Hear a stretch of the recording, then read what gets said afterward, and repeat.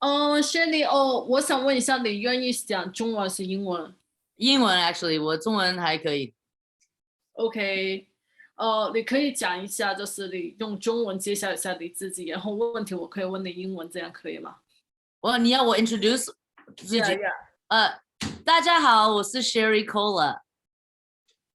好的，因为I know that you are one of the lead actors in Good Trouble, so can you as a Lunar New Year episode is coming up, so can you tell me what does it mean to you? The Lunar New Year episode means the world because I grew up Chinese and I celebrate Lunar New Year every single year. I go to the Buddhist temple with my mom right at midnight. You know, she still gives me red envelopes. Well, actually, in the last couple of years, I started giving her red envelopes. So, you know, we've traded places as we should. We should always give back to our Asian mothers. But, you know, all these specifics growing up, these cultural traditions, it's such a beautiful thing to be able to share it with my cast members and now to the Good Trouble audience, you know? Yeah, it's a very special holiday, just like how TV shows have Christmas and Halloween and Valentine's Day. We should be celebrating Lunar New Year on the screen as well.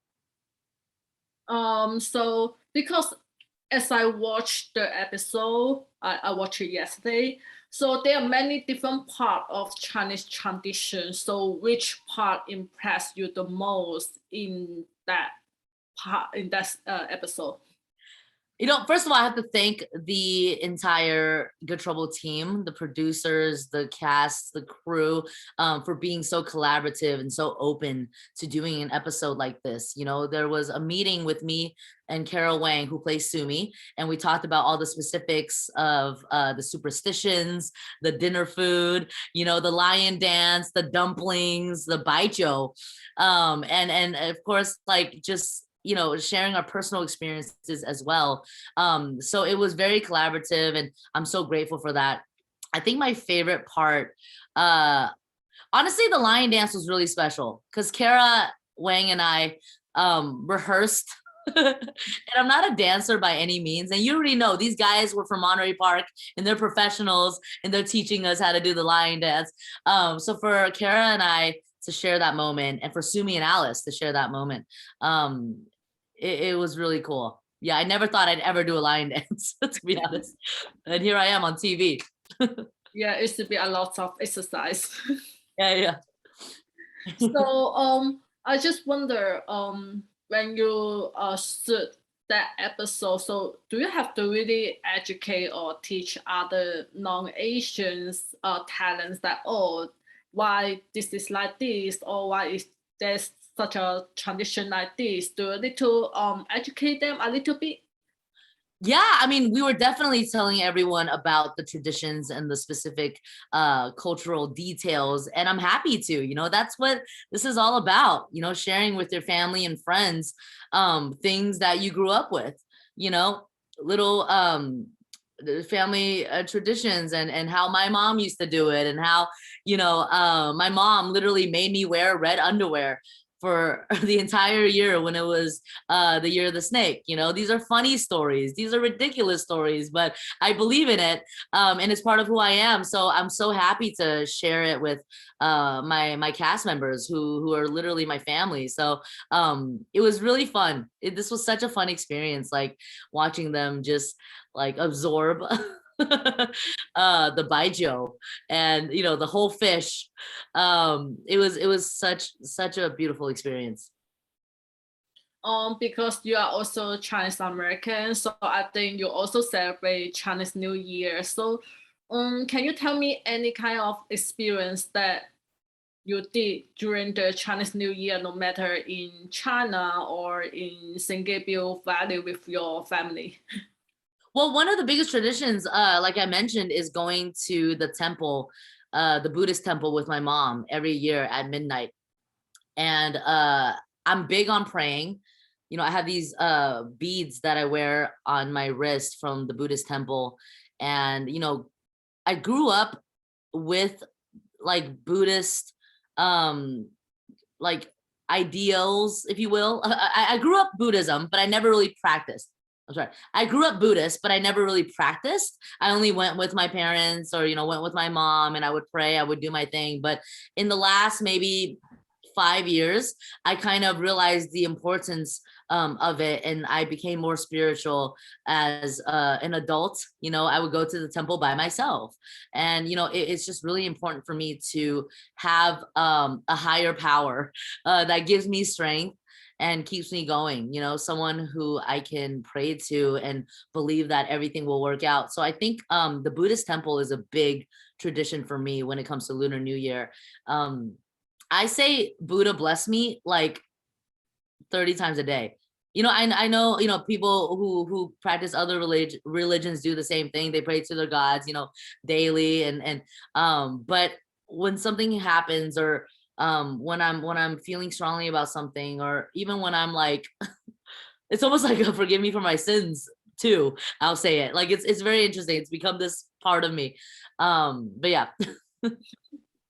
So I know that you immigrated to the state when you was 4. So you was born in Shanghai.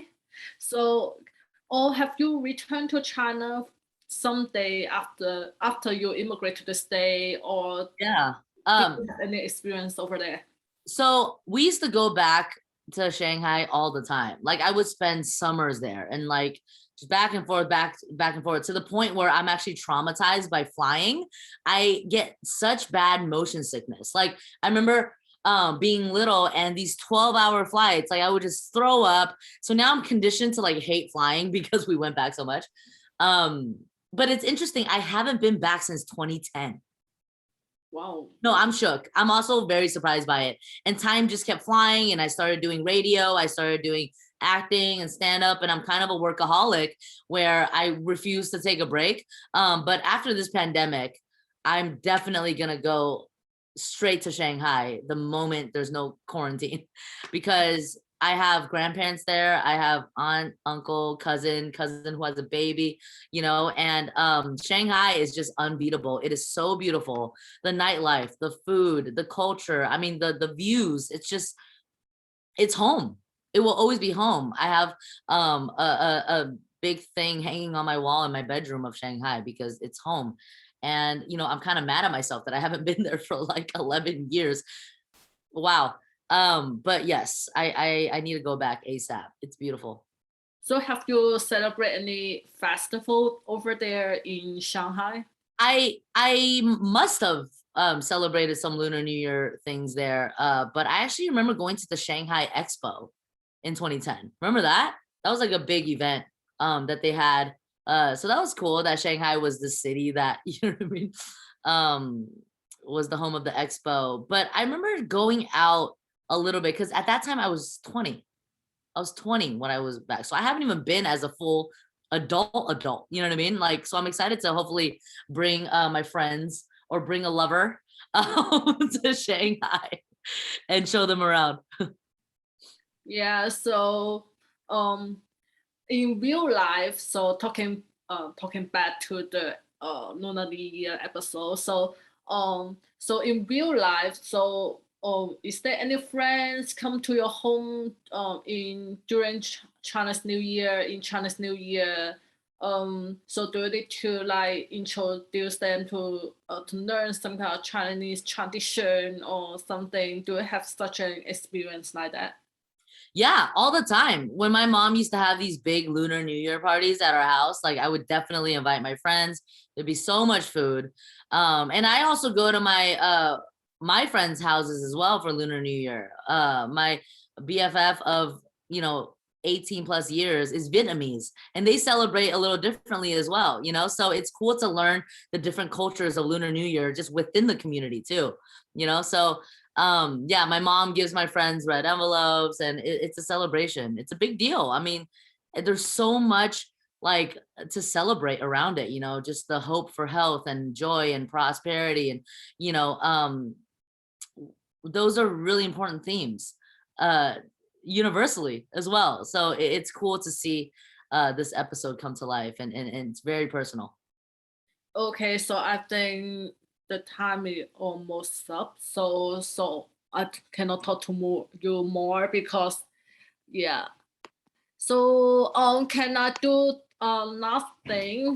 我可以跟你我可以合张影嘛？就是只是你就可以了，不是有我，我就拍一个 screenshot。好，你拍。对1、2、3，再来一个。1、2、3，可以。不错，继续你。Yeah.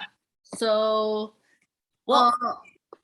我也想说，在一个东西，I think I just wanted to also bring up the Lunar New Year episode also has it shows love between two Asian women, you know, and that's something we never really saw growing up and not often at all on mainstream American TV. So I think it's really special that Alice and Sumi have this, you know, connection over culture and also over just love. And on top of that, you know, Alice is also dating Ruby, and it's an Asian woman love triangle. Like, how often do we see that in our lifetime? This is the first for me, you know? So I think that's really important to note as well, that we're portraying the holiday, the family dynamic, and also love between Asian women.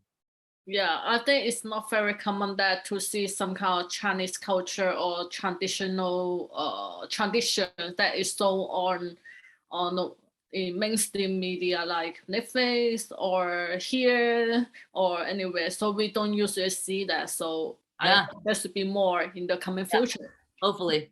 Thank you so much, Gigi. Thank you so much. Thank you, man. Bye. Bye.